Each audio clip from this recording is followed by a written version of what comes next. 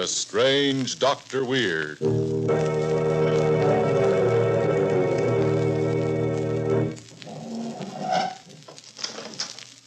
Good evening. Come in, won't you? You seem a bit nervous. Perhaps it would help if I told you a story about a friend of mine who had a most unusual experience. You see, he was executed first and then committed murder afterwards. I call his story The Man Who Lived Twice.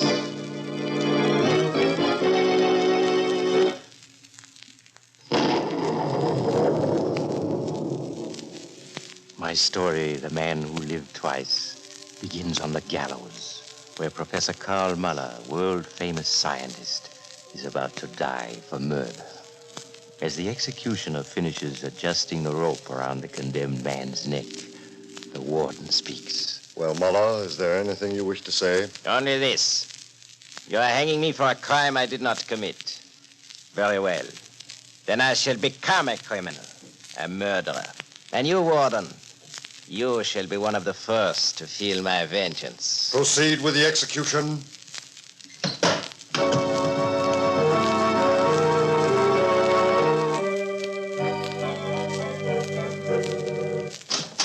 Professor Williams. Yes, come quickly. Of course. Everything's ready and waiting. Right here. Good. Start the artificial heart pumping. Of course. Thanks to the governor's special order, everything went smoothly. Look, John. So you got it. Yes, the law has Professor Muller's dead body, but we have his head. The head containing the wonderful brain of Karl Muller. The governor thought I wanted to dissect it, but we'll bring it to life. We must work fast. In 10 minutes, with luck, we'll have brought back to life the genius that was Karl Muller.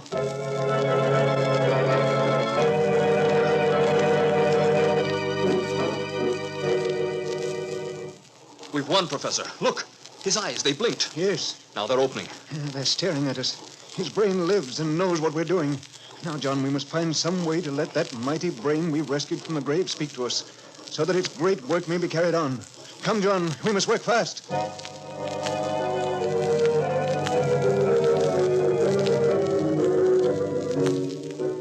For many days, Professor Williams and John tried to build some kind of vocal apparatus which would enable Karl Muller's still living head to speak to them. But each effort failed, until at last they became desperate. Another failure. John, I'm afraid we're beaten. There must be some way, Professor. Look, Muller's eyes are watching us. He knows what's happening. I'll bet he could tell us what to do if he could talk. Yes, but he can't.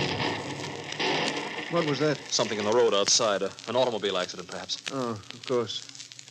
John, we may not be able to keep Muller's head alive much longer. Unless we can communicate with him. I need his advice. There must be some answer. Muller's notes give full details. Someone's at the door. Quick, lock it. No one must enter this room. Help me. It's someone who's hurt. He's bleeding. That crash we heard. Please help me. Accident car hit the tree. Thrown out in front of Hey, catch him, quick. I've got him. He's fainted. Put him down on the couch here. Let me look at him. What is it? This fellow's dead. Bit of steel has apparently entered the temple here and pierced the brain. I'm surprised that he even lived to reach the door. Dead? Well, then I better phone the police to send the morgue wagon. Yes, No. Wait. Yes, Professor? John, look at this stranger whose dead body fate has brought us. His head is the same size and shape as Karl Muller's. Professor Muller's brain should fit into this stranger's head almost exactly. Yes, but... Listen. Here we have a sound body with a damaged brain. Over there is Muller's brain alive, but with no body. John, we're going to do it. We're going to put Muller's brain into this stranger's body and truly bring Muller back to life again.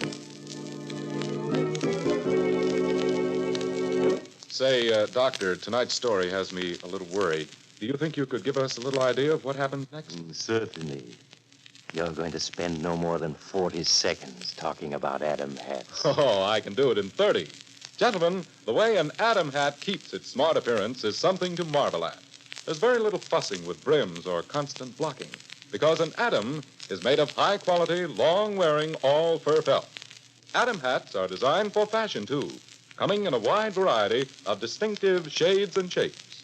so that you can choose the atom that's right for you. There's a flair to an atom that just naturally does something for a fellow. Prices are only $3.45 to $10 at Adam Hat stores and authorized dealers everywhere. Tomorrow, make an investment in your personal appearance. Buy yourself an Adam Hat. Now, back to Dr. Weird. And now to continue my story, The Man Who Lived Twice. For an hour, Professor Williams and John worked swiftly to carry out the task of transferring the living brain of Karl Muller into the body of the stranger, so providentially brought to them by fate. At the end of that time... Look, John, he's breathing. The operation was successful. Yes, I can feel a pulse beat. Switch off the pumps. See? He lives. He lives. The body, yes. But the brain, will that live too? Only time will tell us.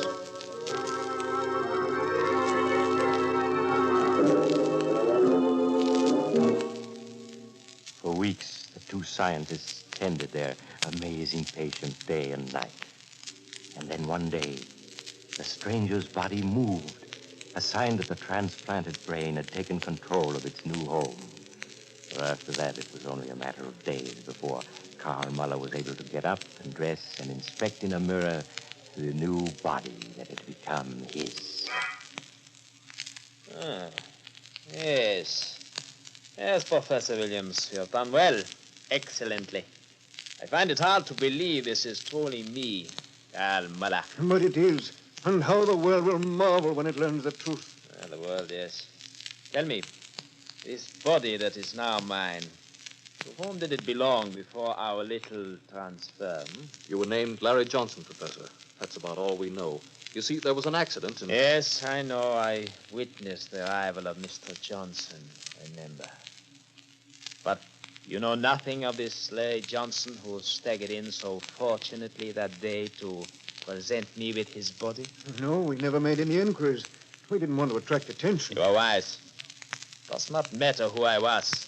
What does matter is that I am now Karl Muller, a genius with 50 years of life still ahead of him. But, of course, I cannot use the name of Muller. What do you mean? Karl Muller was convicted for the crime of murder because the subject died in an experiment. So Karl Muller must stay dead.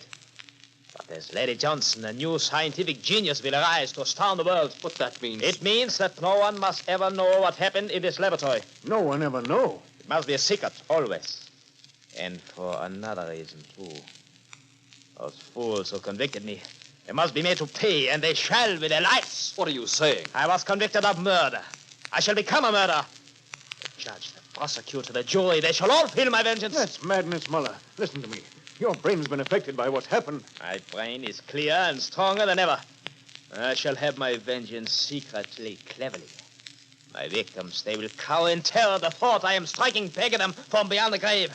I've been making my plans as I convalesced. No, we'll stop you. Will you? I think not. John, look out. He's got a scalpel in his hand. He's got... You killed him. Yes. Now it is your turn. No, stay away from me. You must die so my secret will remain safe. You're mad. I'm a genius. The world, it will cower at my feet before I am through. But enough of talking. No. Let me go. Let me... All who stand in my way shall suffer the same fate.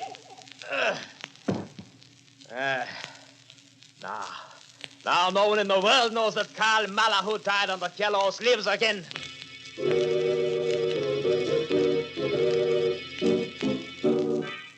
A few hours later, Karl Muller left the house. His plan was simple. He would take over Larry Johnson's identity, claiming that the accident he had been in had given him amnesia and he could remember nothing of his past. Confidently, he walked into town and then stopped to ask the first policeman he met the way to the address he had found in Larry's wallet. Pardon me, officer. Which way is Michigan Avenue, please? Why are you Larry Johnson. Why, yes, of course I'm Larry Johnson. What of it? What of it? I'll show you what of it. There, put up your hands or I'll plug you. Oh, just a moment. What is this? I have done nothing. You have done nothing. Look, officer, I've been in an accident. My memory... You'll be in a worse accident if you try anything. I've got you now. But I don't understand. What... You'll understand when the judge sentences you to hang, you murdering rat. Hang? No, this can't be. You'll find out. No, I've done nothing. Let go of that gun. No. Let go. Maybe I'll not. plug you. Give me that gun. I'll shoot. No one's going to ask I'll me. shoot. Oh. I warned you. Well, you had it coming. I've only saved the state the price of a trial. Yes. Yes, you have. What was Larry Johnson wanted for, anyway? What were you wanted for? For holding up a bank messenger and then killing Officer Clancy in your getaway, that's all. Yeah, and for stealing a getaway car which you wrecked and abandoned out in the suburbs. No. Wanted for murder. The body I took was wanted for murder. No.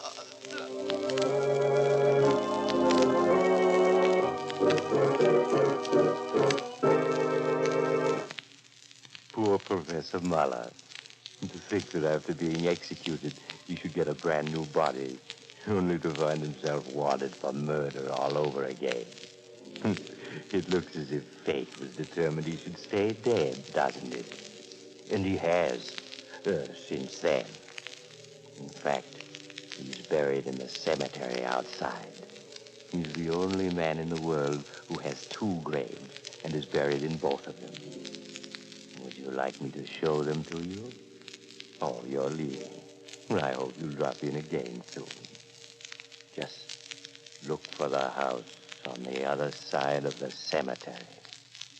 The house of Dr. Weir.